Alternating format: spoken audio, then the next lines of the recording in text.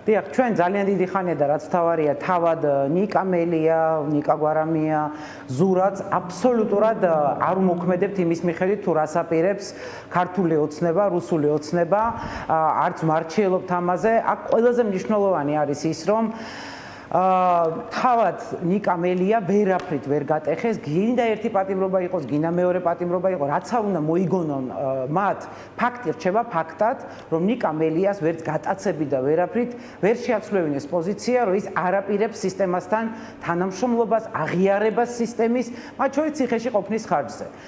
ეს არის მიდგომა ჩვენი კოალიციის და არა მხოლოდ ძალიან მნიშვნელოვანია ყველა, ვინც კომისიაზე არ მიდის, იმიტომ რომ ეს არის ჩვენი ბრძოლის სტრატეგია. დანარჩენი ოცნება რას იზავს? კაცი, რომელიც თავად იცოდა, რომ ციხეში მიდოდა და პრინციპული პოზიცია შეინარჩუნა, რამდენი და რა პატიმრობით და რა სისულელეებით უნდა შეუცვალო ეს პოზიცია. ერთი სასაცილო ელემენტი იყო უბრალოდ დღევანდელ გადაწყვეტილებაში, რომ საფრთხეს წარმოადგენსო, ესე იგი განმეორებით დანაშაულის ჩადენისა, ოღონდ ციხეშია ნიკა მელია, ამიტომ არ ვიცი ამ ხო და ამიტომ ვიკითხე ამან ხომ არ დატოვა შტაბ-ეჭდილება, რომ კომისიაზე არ მისვლის გამო არ იქნება პატიმრობა გამოყენებული, იმიტომ რომ შეიძლება ვთქვათ ნიკას შემთხვევაში თქვენ ამბობთ რომ დღეებს ვითვლით, კი კიდევ სხვა ლიდერებს ეხება რამდენიმეს, შეიძლება ვიღაცა მეტად ითვლის, ვიღაცა ნაკლებად, მოკლედ არ ვიცით ახლა რა.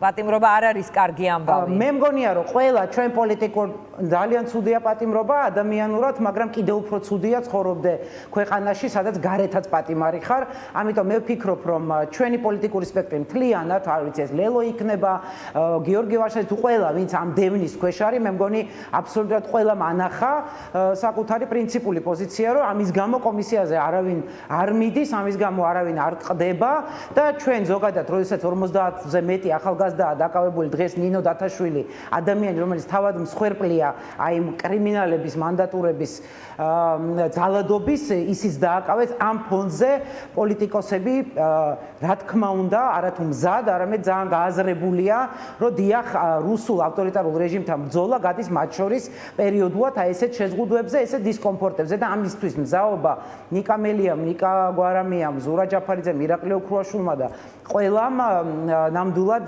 აჩვენა. ამიტომ არ აქვს მნიშვნელობა, რა მე დღეს ასევე შემილია, თქვენ გქონდა კომუნიკაცია, მივიღე წერილები ნიკა მელიასგან, ზურასგანაც გვაქვს სულ მუდმივი კომუნიკაცია, წარმოუდგენელი შემართებით არიან, მათ შორის ეს გადაწყვეტილება სასაცილოდაც არ ყოფნის ნიკა მელიას და არის აბსოლუტურად საბრძოლო განწყობაზე და ეს არ არის რაღაც ემოციური ნაწილი. ეს არის კარგად გააზრებული ბრძოლის სტრატეგია, რომ სისტემამ უნდა იცოდეს, რომ არ არსებობს პირობები, რომელშიც ისინი მიიღებენ ან აღიარებას, ან ლეგიტიმაციას, ან თანამშრომლობას. აი სალიკლდესავით დგას ოპოზიციური სპექტრი და ამას არ დაუშვებს და ასე გამოელევა ქართულ ოცნებას სწორედ სვლები და ამ ყალბი პროცესების შექმნის ეს არეალი მათ აბსოლუტურად ამოეწურება. ამიტომ არ აქვს მნიშვნელობა, რაც უნდათ ის გადაწყვეტო. მე რა თქმა უნდა ვისურვებდი, როგორც არ ვიცი, ყველა 50-ვე პატიმრის, მზია ამაღლობელის, ჩემი მეგობრების, კოლეგების შემთხვევაში, რაც უფრო მალე გამოვლენ, მაგრამ სურვილი ბრძოლის არის ბევრად უფრო დიდი, ვიდრე ჩვენი ვთქვათ კომფორტის ზონა. კი ბატონო, პატიმრობას პოლიტიკური ლიდერების შემთხვევაში უყურებთ როგორც ბრძოლის სტრატეგიას და ვიდრე პატიმრების დანარჩენი პატიმრების გათავისუფლება. პატიმრობას არ უყურებ თუ შეიძლება მაშინ კი ბატონო, დაზუსტეთ ვიდრე სხვა პატიმრების გათავისუფლებაზეა ლაპარაკი, ემატება კიდევ და კიდევ პატიმრები, აი სანამდე წარმოგიდგენიათ, რომ მივიდეს ეს პროცესი. რაღაც როგორც სტრატეგია ასე ჩანს, თქვათ ხელისუფლების მხრიდანაც, რომ პატიმრობებით შეამცირონ პროტესტი, გაანელონ პროტესტი. ქალბატონო, პატიმრობა კი არ არის ბრძოლის სტრატეგია. ბრძოლის სტრატეგია არის პატიმრობის არ შიში.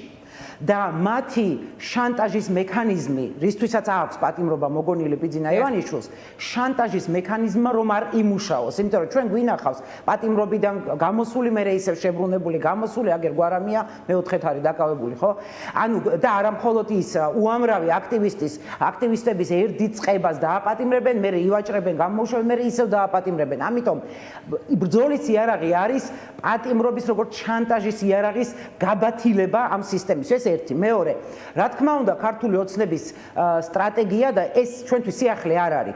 აი საერთოდ ყველაფერი რო გააკეთო და არაფერი რო არ დაარღვიო და ასე ზიან ნინო დათაშვილი, არათუ არ დაარღვია, მის მიმართ დაიღვა. საერთოდ, არ ვიცი, პეპლებს რო ითვლიდე და უყურებდე, მაინც დაგიჭერს ეს სისტემა, იმიტომ რომ ის დგას რეპრესიებზე. ამიტომ ჩვენი ამოცანა არის სისტემას გავაგებინოთ, რომ რეპრესიები არ აჩერებს პროტესტს. ამიტომ რეპრესიები მუშაობს, როდესაც ჩვენ ის გვაცვლევინებს პოზიციას. აი მზია ამაღლობელი დღეს რო გამოვიდეს, აი ამ წუთში და თქვას რომ ბოდიში მე არ უნდა მექნა ეს და ეს იქნება ტყუილი, ხო? იმიტომ რომ მას სხვა პოზიცია აქვს. ის რა თქმა უნდა იქნება თავისუფლებაზე, მაგრამ არა, მზია ამაღლობელი ციხეში კი არ რჩება და ეს კი არ უხარია, მაგრამ პრინციპულობას იჩენს სისტემასთან და ეუბნება რომ ვერ გამტეხავ. ასევე იქცევიან ჩვენი პოლიტპატიმრები, ახალგაზრდები, ჩვენ უყურებთ მათ ყოველ დღე, მათე იქნება ეს თუ ყველა ამ 50-დან საოცარ მაგალითებს გვაჩვენებენ გაუტეხელობის.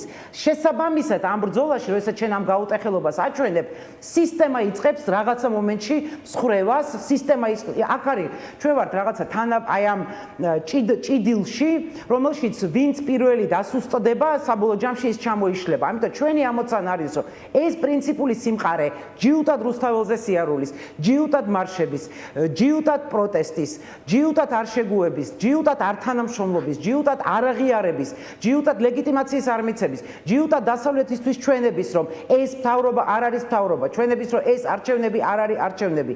აი ამ ყველაფერში ჩვენ ძლიერდებით, ხოლო სისტემა სუსტებით, რომ მას ელევა სვლები. და როდესაც ამოეწურება ყველა ესვა, მათ შორის, რა თქმა უნდა, აქ ბევრი გეოპოლიტიკური ფაქტორია, შიდა პროტესტის ფაქტორი არის, მაშინ რა თქმა უნდა, მათ მოუწევთ, მოხდება უბრალოდ სისტემის რყევა და დემონტაჟი, რომლის ჩემი აზრით ნიშნები არის, დიახ.